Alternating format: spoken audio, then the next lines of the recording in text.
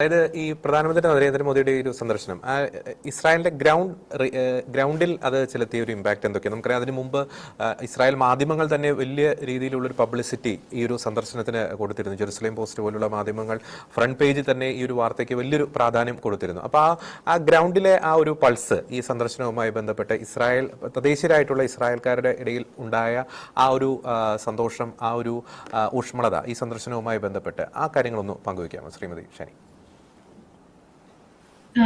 എല്ലാവർക്കും അറിയാവുന്നതുപോലെ ഞങ്ങൾ കെയർ ഗീവേഴ്സ് ആയിട്ടുള്ള ജോലി ചെയ്യുന്ന എല്ലാവരും തന്നെ ഓരോ വീടുകളിലും അല്ലെങ്കിൽ ഓൾഡ് ഏജ് ഹോമുകളിലും ഒക്കെയാണ് ജോലി ചെയ്യുന്നത്. ഞങ്ങൾക്ക് എല്ലാവർക്കും ഞങ്ങൾ ജോലി ചെയ്യുന്ന ഓരോ ഫാമിലി, ഞങ്ങളുടെ എംപ്ലോയർമാരും അവരുടെ ഫാമിലികളും ഒക്കെ ആയിട്ട് നല്ല ഡീപ്പ് റിലേഷൻ കീപ്പ് ചെയ്യുന്ന ഒരു സമൂഹമാണ് നമ്മുടെ കെയർ ഗീവേഴ്സിന്റെ ഗ്രൂപ്പ്. മറ്റുള്ള ആൾക്കാരെല്ലാം ഇപ്പം പുതിയതായിട്ട് ഇസ്രായേലിലേക്ക് വന്നതാണ്. എപ്പോഴും ഇപ്പൊ ഇന്ത്യയും ഇസ്രായേലും തമ്മിലുള്ള ഈ ഒരു ഫ്രണ്ട്ഷിപ്പും അല്ലെങ്കിൽ നരേന്ദ്രമോദിജിയും ബിബിയും തമ്മിലുള്ള ഒരു ഫ്രണ്ട്ഷിപ്പ് ഒക്കെ എപ്പോഴും ഇവിടെ ചർച്ച ചെയ്യപ്പെടുന്ന ഒരു വിഷയമാണ്. 2017 മോദിജി ഇവിടെ വിസിറ്റ് ചെയ്ത് പോയതിനു ശേഷം മിക്കവാറും തന്നെ നമ്മൾ ഇന്ത്യക്കാരായിട്ടുള്ള എല്ലാ കെയർ ഗീവർമാരും ഒരു പുതിയ ജോലിയിലേക്ക് ചെല്ലുമ്പോഴോ അല്ലെങ്കിൽ ഒരു പുതിയ ജോലിക്ക് വേണ്ടി നമ്മൾ ശ്രമിക്കുമ്പോൾ ഇവരുമായിട്ട് കമ്മ്യൂണിക്കേറ്റ് ചെയ്യുന്ന സമയത്തെല്ലാം എപ്പോഴും പറയുന്ന ഒരു വാചകമാണ് റോഷം ഇംഷലത്രഹേം ഹവേർ ഷെൽ റോഷം ഇംഷല ഷെലാണ്. ഹീബ്രുവിൽ പറയുന്നതാണ്. അതായത് നിങ്ങളുടെ റോഷം ഇംഷല എന്ന് പറഞ്ഞാൽ പ്രൈം മിനിസ്റ്റർ എന്നുള്ള അർത്ഥമാണ്. നിങ്ങളുടെ പ്രൈം മിനിസ്റ്ററും ഞങ്ങളുടെ പ്രൈം മിനിസ്റ്ററും തമ്മിൽ നല്ല ഫ്രണ്ട്ഷിപ്പാണ് എന്നുള്ളത് എവിടെയും പറഞ്ഞു കേൾക്കുന്ന ഒരു കാര്യമാണ്.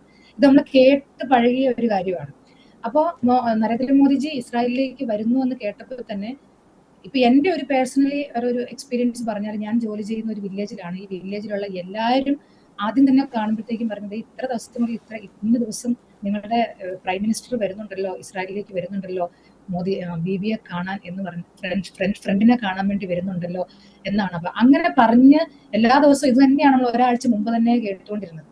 അപ്പൊ ആ സമയത്ത് അമേരിക്കയും ഇറാനും ഇസ്രായേലും തമ്മിലുള്ള ആ ഒരു കോൺഫ്ലിക്ട്സും ഇവര് തമ്മിൽ ഏറ്റുമുട്ടാൻ പോകുന്നു എന്നുള്ള യുദ്ധത്തിന്റെ മുന്നറിയിപ്പുകളും കോലാഹലങ്ങളും ഒക്കെ നമ്മളിങ്ങനെ സോഷ്യൽ മീഡിയയിൽ കാണുമ്പോൾ ഒരു വേള നമ്മൾ പകച്ചിരുന്നു, ഈ സന്ദർശനം സാധ്യമാകുമോ, ഇത് നടക്കുവോ, അതിനു മുമ്പെങ്ങാനും യുദ്ധം പൊട്ടിപ്പുറപ്പെടുവോ, അവസാനം നരേന്ദ്രമോദിജി ഇവിടെ ഇസ്രായേലിൽ വന്ന് ഇറങ്ങുന്നത് വരെ ലാസ്റ്റ് മൊമെന്റ് വരെ നമുക്ക് ഒന്നും പറയാൻ പറ്റില്ല എന്നൊക്കെ ഞങ്ങൾ ഫ്രണ്ട്സിന്റെ ഇടയിൽ നമ്മൾ ഇങ്ങനെ പറയാറുണ്ടായിരുന്നു.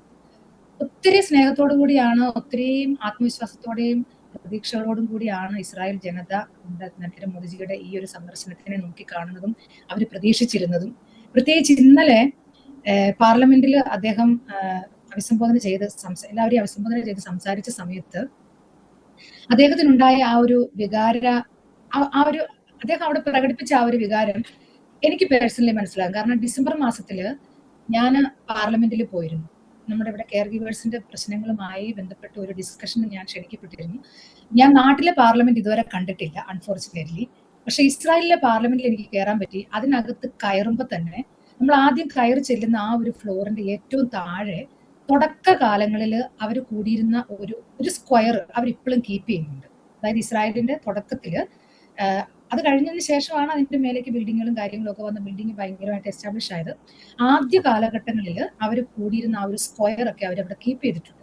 അവിടെ നമ്മുടെ മുഖ്യമന്ത്രി ബെൻഗുറിയോൺ മുതൽ ഉള്ള എല്ലാവരുടെയും സൈൻ, കയ്യൊപ്പുള്ള ഒരു പോസ്റ്റർ ആ ഒരു ഹോളിന്റെ സൈഡിൽ വെച്ചിട്ടുണ്ട്. അപ്പൊ ഞാൻ ഈ ഡിസ്കഷന് വേണ്ടിയിട്ട് എന്റെ കൂടെ ഉണ്ടായിരുന്ന ഇസ്രായേലി വക്കീലും എന്റെ മോൻ ഉണ്ടായിരുന്നു എന്റെ കൂടെ. ഞങ്ങൾ ഒരുമിച്ച് അവിടെ പോയി നിന്നപ്പോ എന്നെ ആ വക്കീൽ ഈ ഒരു സൈനും കാര്യങ്ങളും ഒക്കെ കാണിച്ചു തന്ന് ഇവരാദ്യം കൂടിയിരുന്ന ആ ഒരു സ്ക്വയർ ഒക്കെ കാണിച്ചു തന്നപ്പോൾ പുള്ളിക്കാരി കരയുവാണ്. അവര് അറിയാതെ കരഞ്ഞു പോവുകയാണ്. അപ്പൊ ഒരു ഇസ്രായേലിയുടെ വികാരം നമ്മൾ ആ ഒരു പാർലമെന്റിന്റെ ഉള്ളിൽ കയറുമ്പോൾ തന്നെ അവർ കടന്നു പോകുന്ന വിഷമങ്ങൾ, അവർ കടന്നു പോകുന്ന ആ ഒരു കഷ്ടപ്പാടുകളും ദുരിതങ്ങളും ഒക്കെ അവർ ആ പാർലമെന്റിൽ കയറുമ്പോൾ അവർക്കത് ഫീൽ ചെയ്യാൻ പറ്റും. അപ്പൊ അങ്ങനെ ഒരു സ്ഥലത്ത് ഇതുവരെയും നമ്മുടെ നാട്ടിൽ നിന്ന് ഒരു നേതാവ് പോലും ചെയ്യാത്ത ഒരു കാര്യം ആ പാർലമെന്റിൽ എല്ലാവരെയും അഭിസംബോധന ചെയ്ത് അവിടെ മെമ്പേഴ്സിനെ എല്ലാം അഭിസംബോധന ചെയ്ത് സംസാരിക്കാൻ നരേന്ദ്രമോദിജി കിട്ടിയ ആ ഒരു അവസരത്തിൽ അദ്ദേഹം അത്രയും വികാരഭരിതനായി സംസാരിച്ചതിൽ യാതൊരു അതിനകത്ത് നമുക്കൊരു വേറൊരു സംശയം നമുക്ക് വിചാരിക്കേണ്ട കാര്യമില്ല. അത് നമുക്ക് അവിടെ ചെന്ന് നിന്നാലേ നമുക്കത് ഫീൽ ചെയ്യുള്ളൂ. അപ്പൊ ആദ്യമായിട്ട് ഇസ്രായേൽ പാർലമെന്റില് ക്നെസറ്റില് സംസാരിക്കാനായിട്ട് നമ്മുടെ നരേന്ദ്രമോദിജി എഴുന്നേറ്റ് നിന്നപ്പോൾ ഉണ്ടായിരുന്ന ആ ഒരു ഇവിടുത്തെ ആൾക്കാരുടെ സന്തോഷം അതിനുള്ളിൽ ഇരുന്നവരുടെ പ്രതികരണത്തിൽ നമ്മൾ കണ്ടതാണ്. ഏകദേശം 1.5 മണിക്കൂറോളം നീണ്ടു നിന്ന ആ ഒരു പ്രസംഗം തുടക്കം മുതൽ അവസാനം വരെ കേട്ടിരുന്ന ഒരാളാണ് ഞാൻ. എത്ര പ്രാവശ്യം ഈ ക്നെസറ്റ് മെമ്പേഴ്സ് എഴുന്നേറ്റ് നിന്ന് കൈയടിച്ചു എന്നുള്ളത് എണ്ണി നമുക്ക് പറയാൻ പറ്റും. ഓരോ കാര്യങ്ങളും പറയുമ്പോൾ അത് കേൾക്കുമ്പോൾ ഉള്ള അവരനുഭവിക്കുന്ന വികാരത്തിൽ നിന്നാണ്, അവരറിയാതെ അവരിയ്ക്കുന്നിടത്ത് നിന്ന് ബെഞ്ചമിൻ നെതന്യാഹു അടക്കം എഴുന്നേറ്റ് നിന്ന് അപ്ലോസ് ചെയ്യുന്ന ഒരു സിറ്റുവേഷൻ ഉണ്ടായിട്ടുണ്ടെങ്കിൽ അത് അവർ അത്രയും സന്തോഷത്തോടു കൂടിയാണ് സ്വീകരിച്ചത് എന്നുള്ളതാണ്. പിന്നെ നരേന്ദ്രമോദിജി അവിടെ പറയുകയുണ്ടായി, എന്നോടൊപ്പം ഞാൻ കൊണ്ടുവന്നിരിക്കുന്നത് 1.4 ബില്യൺ ഇന്ത്യൻസിന്റെ സ്നേഹവും സപ്പോർട്ടുമാണ് എൻ്റെ കൂടെ ഞാൻ കൊണ്ടുവന്നിരിക്കുന്നത് എന്നുള്ളതാണ്. അപ്പൊ അതേ കാര്യം തന്നെ ബിബിയും പറയുന്നു. അദ്ദേഹത്തിന് കൊടുത്ത ഹഗ്, ഇപ്പൊ നേരത്തെ നമ്മുടെ ജോസോൺ സാർ പറഞ്ഞതുപോലെ, അവര് പറഞ്ഞതുപോലെ ആ ഒരു ഹഗ്ഗില് ഇസ്രായേലിലുള്ള എല്ലാവരുടെയും ഹഗ്ഗാണ് എന്ന് ബെഞ്ചമിൻ നെതന്യാഹു പറയുന്നത് പോലെ തന്നെയാണ് നമ്മുടെ നരേന്ദ്രമോദിജിയും പറഞ്ഞത്. എന്നോടൊപ്പം ഞാൻ കൊണ്ടുവന്നിരിക്കുന്നത് 1.4 ബില്യൺ ഇന്ത്യൻ ജനതയുടെ സ്നേഹവും സപ്പോർട്ടുമാണ് എന്നത്. അപ്പോൾ അത് കേൾക്കുമ്പോഴുള്ള ഇവിടുത്തെ ആൾക്കാരുടെ ആ ഒരു സന്തോഷവും കാര്യങ്ങളും ഒക്കെ നമുക്ക് മനസ്സിലാക്കാവുന്നതേ ഉള്ളൂ, അല്ലെ? അത് ഇപ്പൊ നമ്മൾ എവിടെ പബ്ലിക്കിൽ പോയാലും നമ്മളത് അനുഭവിക്കുന്നതാണ്. ഇപ്പൊ ഇന്നലത്തെ പാർലമെന്റിലെ ആ ഒരു അഭിസംബോധനയ്ക്ക് ശേഷം നമ്മളെ കാണുന്ന ആൾക്കാരൊക്കെ അത് എടുത്തെടുത്ത് പറയുന്നുണ്ട്. അതുപോലെ തന്നെ ഇന്ന് രാവിലെ ഇവിടുത്തെ TV ചാനലിൽ രാവിലെ 8 മണിക്ക് ഒരു ഡിസ്കഷൻ ഉണ്ട്. തലേ ദിവസത്തെ നമ്മുടെ പാർലമെന്റിലെ കാര്യങ്ങളൊക്കെ ഡിസ്കസ് ചെയ്യുന്ന ആ ഒരു വിഷ്വലൊക്കെ എടുത്തു വെച്ചിട്ട് ഡിസ്കസ് ചെയ്യുന്ന ഒരു രാവിലെ 8 മണിക്കുള്ള ഒരു ഡിസ്കഷൻ ഞാൻ കണ്ടപ്പോൾ അതിലെ അവതാരിക പറയുകയാണ്, നമ്മളുടെ ഫ്ലൈറ്റിൽ നിന്ന് ഇറങ്ങി വരുന്ന നരേന്ദ്രമോദിജിയെ ബെഞ്ചമിൻ നെതന്യാഹു സ്വീകരിക്കുന്നതും ഇതിനു മുമ്പ് 2017 ഇവിടെ വന്നപ്പോ ഇവർ രണ്ടുപേരും കൂടി ഹദേരയിലുള്ള ഒരു ബീച്ചിൽ പോകുമ്പോ ചെരുപ്പ് പോലും ഇല്ലാതെ രണ്ടുപേരും കൂടി ഒരുമിച്ച് പാൻ്റൊക്കെ നനച്ച് ബീച്ചിൽ ഇറങ്ങി ആ ഒരു നമ്മുടെ ഇറിഗേഷൻ ഡിപ്പാർട്ട്മെന്റിനെ കുറിച്ചൊക്കെ ഡിസ്കസ് ചെയ്യുന്ന ആ ഒരു വിഷ്വലൊക്കെ എടുത്തു വെച്ചിട്ട് എത്രമാത്രം എളിമയുള്ള ഒരു മനുഷ്യനാണ്, ഡൗൺ ടു എർത്ത് എളിമയുള്ള ഒരു മനുഷ്യനാണ്. അതുകൊണ്ടാണ് ബെഞ്ചമിൻ നെതന്യാഹു പോലും അത് ഫോളോ ചെയ്ത് നരേന്ദ്രമോദിജി എന്ത് ചെയ്യുന്നു അതേപോലെ ബിബിയും ഫോളോ ചെയ്യുന്നു. അപ്പൊ അവർ തമ്മിലുള്ള ആ ഒരു ബോണ്ടിങ്ങും ആ ഒരു ഫ്രണ്ട്ഷിപ്പും ഒക്കെ നമ്മൾ കണ്ടുപഠിക്കേണ്ടതാണെന്നൊക്കെ ഇവിടുത്തെ TV മാധ്യമങ്ങൾ ചർച്ച ചെയ്തുകൊണ്ടിരിക്കുകയാണ്.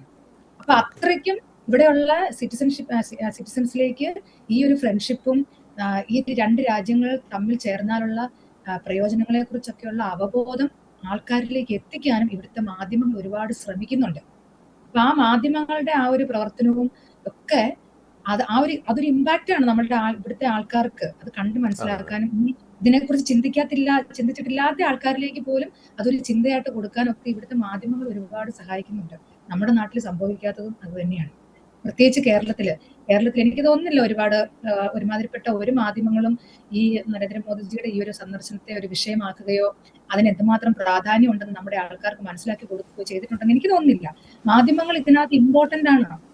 കാരണം നമ്മുടെ നാട്ടിലെ ആൾക്കാരുടെ മനസ്സിലേക്ക് കുത്തിവെച്ച് കൊടുക്കുന്നത് മതവിദ്വേഷത്തിന്റെയും ഈ മതഭ്രാന്തിന്റെയും ഒക്കെ കാര്യങ്ങളാണ്. അങ്ങനെയുള്ള കാര്യങ്ങളെ നമ്മുടെ നാട്ടിലെ ആൾക്കാർക്ക്, മജോറിറ്റി ആൾക്കാർക്കും അറിയത്തുള്ളൂ.